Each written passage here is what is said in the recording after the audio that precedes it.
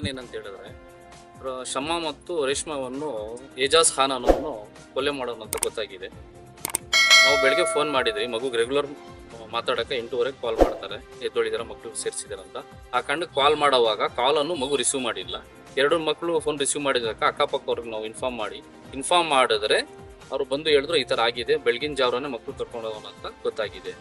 ಏಜಾಜ್ ಖಾನ್ ಅನ್ನೋನು ಮಕ್ಕಳನ್ನು ಇಬ್ರು ನಾದಿಗಳನ್ನು ಶಮಾ ಮತ್ತು ರೇಷ್ಮಾ ಅವಳಿನ ಕೊತ್ತನ್ನು ಕೊಯ್ದು ಅವನ ಮಕ್ಕಳನ್ನು ಕರ್ಕೊಂಡು ಹೋಗಿ ಕೋಲಾರಲ್ಲಿ ಸರೆಂಡರ್ ಆಗೋಣ ಅಂತ ಗೊತ್ತಾಗಿದೆ.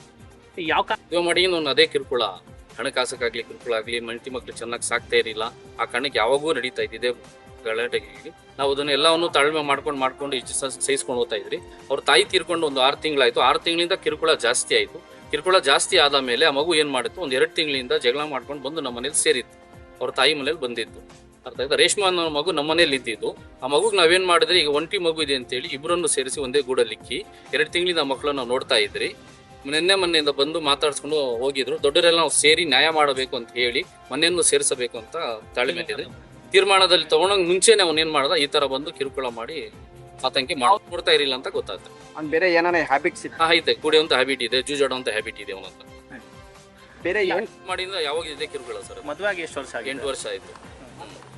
ಅವ್ರ ತಾಯಿ ಇದ್ರಿ, ಆ ಮಗುವಿಗೆ ನಾನು ಬೇಡ ಅಂತ ಬಂದು ಹಠ ಮಾಡಿ ಕೂತಿದ್ಲು 2 ತಿಂಗಳಿಂದ. ನಾವೇನ್ ಮಾಡಿದ್ರಿ, ಹೋಗಬಾರ್ದು ಬೇಡ, ಅಡ್ಜಸ್ಟ್ ಮಾಡ್ಕೊಂಡು ಹೋಗ್ಬೇಕಂತ ತಾಳ್ಮೆಯಿಂದ ನಾವು ಕರ್ಕೊಂಡು ಹೋಗ್ತಾ ಇದ್ರಿ.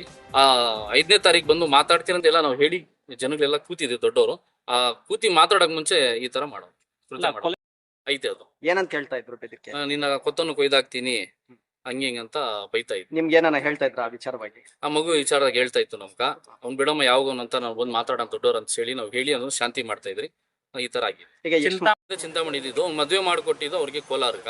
ಆ ಮಗುನು ಕೋಲಾರಲ್ಲಿ ಇತ್ತು. ಜಗಳ ಆದ ಮೇಲೆ ಮಗು ಚಿಂತಾಮಣಿಗೆ ಅವ್ರ ತಾಯಿ ಮನೆಗೆ ಬಂದು ಸೇರಿತ್ತು. ವಾರದಿಂದ 2 ಸಲ ಎಲ್ಲ ವಿನ್ಸಾಪ್ ಎಲ್ಲ ಆಗೋಗೈತೆ ಸರ್. ಮೊನ್ನೆ ಬಂದಿದ್ದ ಬಾ ಅಂತ, ಅವಳು ಹೋಗಿಲ್ಲ. ಮತ್ತೆ ಇನ್ನೊಂದು ಚಾನ್ಸ್ ಕೊಡು, ನಾವೆಲ್ಲ ಇದ್ದೀವಿ, ಏನೋ ಒಂದು ಇದು ಮಾಡ್ತೀವಿ ಅಂತ ಹೇಳಿದ್ರು. ಅವಳು ನಾನು ಹೋಗಲ್ಲ, ನನಗೆ ಅವನು ಇದು ಕುಡ್ಕೊಂಡು ಏನು ಹಾಕಲ್ಲ, ಮಕ್ಳಿಗೂ ಬಟ್ಟೆನೂ ತೊಗೊಳ್ಳ, ಕಾಸು ಕೊಡಲ್ಲ, ಕುಡ್ಕೊಂಡು ಬಂದು ಯಾವಾಗಲೂ ಇದು ಮಾಡ್ತಾನೆ, ಅವ್ನು ಚಾಕ್ರಿ ಮಾಡಬೇಕಷ್ಟೇ, ನನಗೆ ಜೀವನ ಇದು ಮಾಡ್ತಾ ಇಲ್ಲ ಅಂತ ಹೇಳಿದ್ರು. ಮೊನ್ನೆ ಮಾತಾಡೋಕ್ಕೆ ಬಂದಿದ್ದಂತೆ. ಬಾ ಅವರೆಲ್ಲ ಏನೋ ಎದಕ್ಕೆ ಇನ್ನೊಂದು ಚಾನ್ಸ್ ನಾನೆಲ್ಲ ಹಾಕ್ಕೊಂಡು ಚೆನ್ನಾಗಿ ನೋಡ್ಕೊತೀನಿ ಬಾ ಅಂದ್ರಂತೆ. ಇವಳು ಹೋಗಿಲ್ಲ ಅಂತ ನೆನ್ನೆ ಬಂದು ಹಿಂಗೆ ಮಾಡಿಬಿಟ್ಟಿರೋದು. ಯಾವಾಗಲೂ ಗಲಾಟೆ. ನಾವು ಅದಕ್ಕೂ ಕೇಳಿ ಒಂದು ಚಾನ್ಸ್ ಅಂತ ಯಾವಾಗಲೂ ಹೋಗಿ ಅವಳಿಗೆ ಇದು ಮಾಡಿ ಹೆಂಡ್ತಿನೂ ದೂರ ಮಾಡಬಾರ್ದು ಅಂತ ನಾವು ಚಾನ್ಸ್ ಕೊಟ್ಟು ಹೋಗಿ ಕರ್ಕೊಂಡೋಗಿ ಬಿಟ್ಬಿಟ್ಟು ಬರ್ತಾ ಇದ್ದೆ.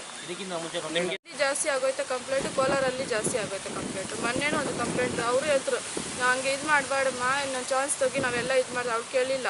ಇಲ್ಲಾಂದ್ರೆ ನಾನು ಎಲ್ಲ ಹೊರಟೋಗ್ತೀನಿ, ಇಲ್ಲಾಂದ್ರೆ ಮಕ್ಕಳಿಗೂ ಸಾಯ್ಬಿಡ್ತೀನಿ, ನಾನು ಸಾಯ್ಬಿಡ್ತೀನಿ. ಅವ್ನು ಮಾತ್ರ ಬೇಡ, ಅವನ್ನೆಲ್ಲ ಯಾವಾಗಲೂ ನನಗೆ ಚಾಕುನೇ ಎತ್ಕೊಳ್ತಾನೆ, ಆಗ್ಬಿಡ್ತೀನಿ ಅಂತಾನೆ ಅಂತ ಹೇಳ್ತಾ ಇದ್ರು ಸರ್. ಆ ಮಕ್ಕಳು ಹಂಗೆ ಹೇಳ್ತಾ ಇದ್ರು, ನಂಗೆ ಅಪ್ಪ ಬೇಡ ಅಂತ ಹೇಳ್ತಾ ಇದ್ರು. ನಿಮ್ಗೆ ಈ ವಿಚಾರದ ಬಗ್ಗೆ ಈ ತರ ಕೊಲೆ ಮಾಡ್ತಾನೆ ಅಂತ ಹೇಳ್ಕೊಂತ ಇದ್ರು ಅವರು? ಅವ್ರಿಗೆ ಹೆಣ್ಸ್ಗೆ ಹೇಳ್ತಾ ಇದ್ರಂತ, ನಿಮ್ಮ ಅಕ್ಕವ್ರಿಗೆಲ್ಲ ಆಗ್ಬಿಡ್ತೀನಿ, ಅವ್ರು ಇದ್ದಾರೆ ಅಲ್ಲ ಅಂತ ನೀನು ಇದು ಮಾಡ್ತಾ ಇರೋದು, ಅವರು ಬೇಡ ನೀವು ಬೇಡ, ಆಗ್ಬಿಟ್ಟು ನಾನೇ ಜೈಲಿಗೆ ಹೊರಟೋಗ್ತೀನಿ ಅಂತ ಅವ್ನು ಹೇಳ್ತಾ ಇದ್ದಂತೆ. ಎಷ್ಟು ವರ್ಷ ಮದುವೆ ಆಗಿದ್ದಿಲ್ಲ? ಕೋಲಾರ, ಇಲ್ಲಿಂದ ಕೋಲಾರಕ್ಕೆ ಮದುವೆ ಆಗಿದ್ದಿದ್ದೆ. ಮದುವೆ ಆದ